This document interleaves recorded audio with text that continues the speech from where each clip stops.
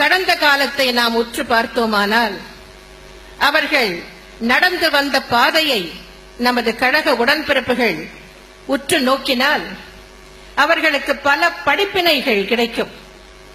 இன்றைய காலத்தில் இளைஞர்களுக்கு எல்லாவற்றிலுமே அவசரம். உடனே ஒரு துறையில் ஈடுபட வேண்டும், உடனே கட்சியில் இணைய வேண்டும், உடனே பெரும் பொறுப்புக்கு வர வேண்டும், உடனே பெயரும் புகழும் செல்வமும் அடைந்து விட வேண்டும், உடனே எம்எல்ஏ ஆக வேண்டும், உடனே மந்திரி ஆக வேண்டும், என்னென்னவோ ஆசைகள். கட்சியில் சேருவதும் அதில் வளர்வதும் ஒரு பெரிய பொறுப்புக்கு வருவதும் ப்ரூ இன்ஸ்டன்ட் காஃபியை கலப்பது போல் அல்ல. திரு ஓ பன்னீர்செல்வம் அவர்கள் எப்படி வளர்ந்துள்ளார்கள் என்பதை உங்களுக்கு சுட்டிக்காட்ட விரும்புகிறேன்.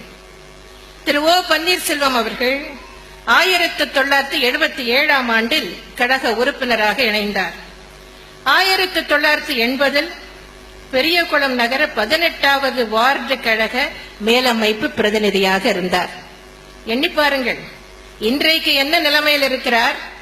ஆனால் ஆரம்பத்தில் 80இல் பெரியகுளம் நகர 18வது வார்டு கழக மேலமைப்பு பிரதிநிதியாக இருந்துள்ளார்.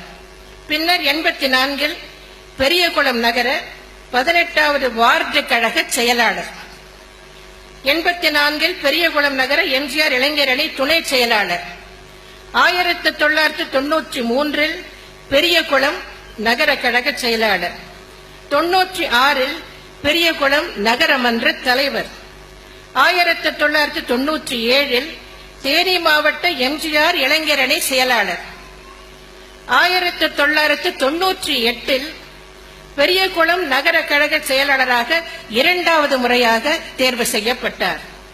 2000இல் தேனி மாவட்ட கழக செயலாளர், 2001இல் பெரியகுளம் தொகுதி சட்டமன்ற உறுப்பினர். அதன் பின் அவர் முதலமைச்சராகவும் இருந்தார்.